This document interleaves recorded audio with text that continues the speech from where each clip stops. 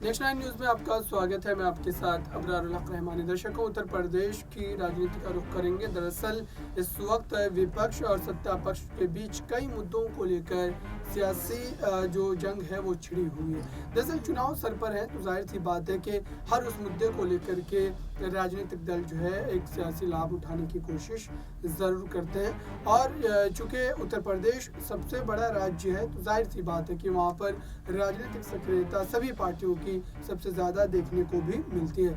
अब ऐसे में सवाल ये उठ रहा है आखिरकार, और जो एक जहन में लगातार जो है विपक्ष के समर्थकों के आता है वो यही कि आखिरकार अगर सीटों को लेकर के मामला तय हो गया है और अगर इन सीटों पर प्रत्याशियों में किसी भी तरीके के मतभेद नहीं है, उसके बावजूद भी अगर जो है उतनी ज़्यादा सीटें जीतने पर सरकार बनाने की नौबत आ भी जाती है तो फिर पीएम फेस को लेकर चेहरा किसे बनाया जाएगा, किसे आगे किया जाएगा।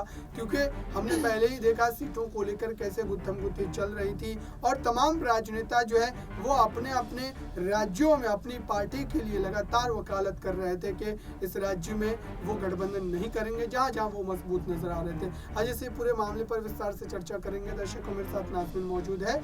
क्या वाकई उत्तर प्रदेश की राजनीति में जो है सीटों को लेकर के तालमेल अखिलेश यादव की वजह से नहीं बन पाया? क्या अखिलेश यादव हठधर्मी जो है अपनाते हुए मायावती को अपने साथ मिलाने में असफल रहे, या वाकई मायावती को लेकर जो आरोप लगाए जा रहे हैं कि वो भाजपा को जो है कहीं ना कहीं फ़ायदा पहुंचाने के फिराक में लगी हुई है? इन दोनों बातों में कितना ज़्यादा कॉन्ट्रडिक्शन जो है नजर आता है? समाजवादी पार्टी अध्यक्ष अखिलेश यादव की बात करें तो अखिलेश यादव हमेशा से मायावती को अपनी बुआ के रूप में देखते हुए नजर आए हैं। हमेशा से ये कहते हैं कि वो बुआ का साथ कभी नहीं छोड़ेंगे। लेकिन मायावती की बात करें तो वो लगातार जब से लोकसभा चुनाव की तारीखों का ऐलान हुआ है उससे पहले से ही मायावती लगातार ये कहती हुई नजर आई है कि वो गठबंधन में नहीं आएंगी, किसी पार्टी के साथ नहीं जुड़ेंगी, अकेले अपने दम पर चुनाव लड़ती हुई नजर आएंगी। लेकिन हकीकत अबरार बता दें तो समाजवादी पार्टी की निकलकर सामने आती है।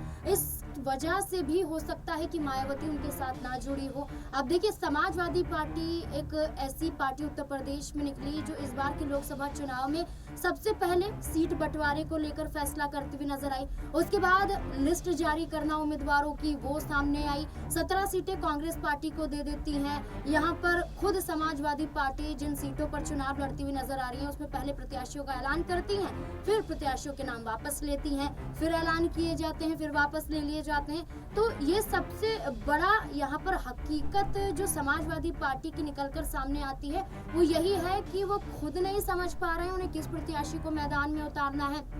एसटी हसन का मुरादाबाद से टिकट काट दिया जाता है, पहले नाम उनका ही सामने आ रहा था, फिर रुचि वीरा का नाम सामने आ जाता है। तो ये दर्शाता है कि समाजवादी पार्टी इस बार के चुनाव में उस मजबूती के साथ पेश नहीं हो रही जिस मजबूती के साथ 2019 में पेश हुई थी।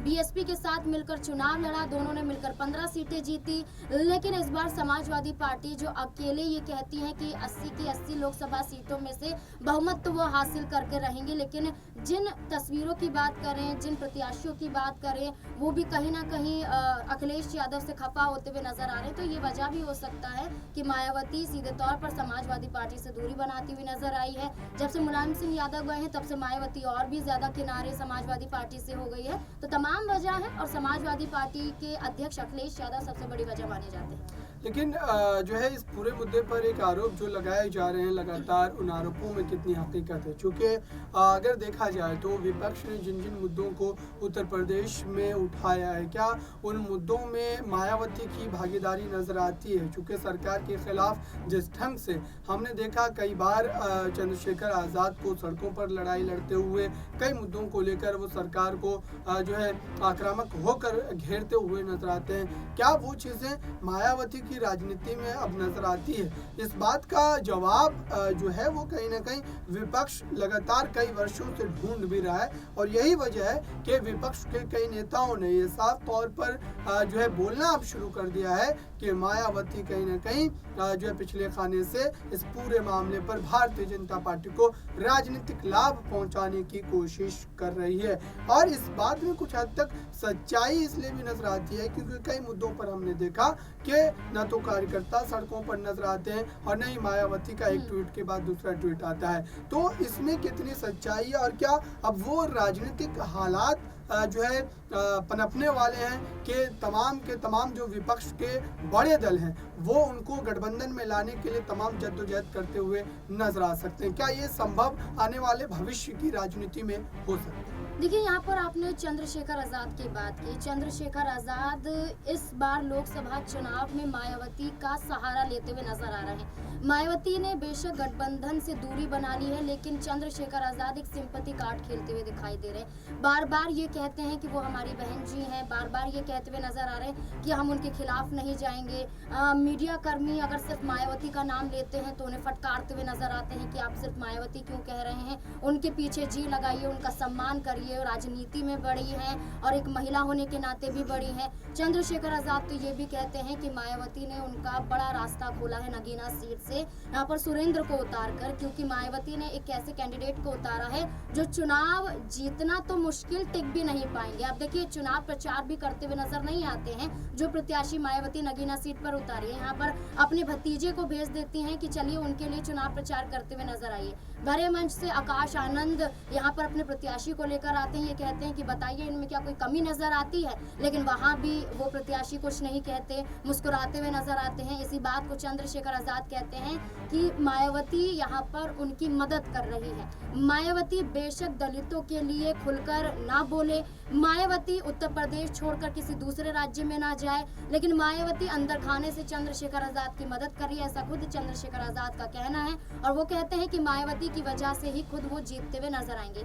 एक वक्त ऐसा था कि चंद्रशेखर आज़ाद ये कह रहे थे कि मायावती को इंडिया गठबंधन का हिस्सा बन जाना चाहिए। चंद्रशेखर आज़ाद खुद चाहते थे कि समाजवादी पार्टी उन्हें नगीना सीट से चुनावी मैदान में उतारे, लेकिन समाजवादी पार्टी अपना प्रत्याशी का ऐलान कर देती है, चंद्रशेखर आज़ाद को साइड कर दिया जाता है। कांग्रेस पार्टी के पाले में ये सीट आती नहीं है। मायावती जिस प्रत्याशी का ऐलान करती है वो कहीं ना कहीं एक तरीके से टिकने के काबिल नहीं है। अब चंद्रशेखर आज़ाद जिस मजबूती के साथ हैं, वहीं दूसरी तरफ अगर हम मायावती की बात करें जो भारतीय जनता पार्टी को सहयोग करती हुई नजर आ सकती हैं, ऐसी बातें कही जा रही हैं। इसमें यह भी कहा जा रहा है कि जितने राजनीतिक दल हैं, जितनी विपक्षी पार्टियां हैं, उन पर कहीं ना कहीं किसी ना किसी पार्टी पर ईडी सीबीआई की कार्यवाही देखी गई है और इसी कार्यवाही के चलते घोटाले, यहाँ पर कई भ्रष्टाचार के मामले देखे जाते हैं।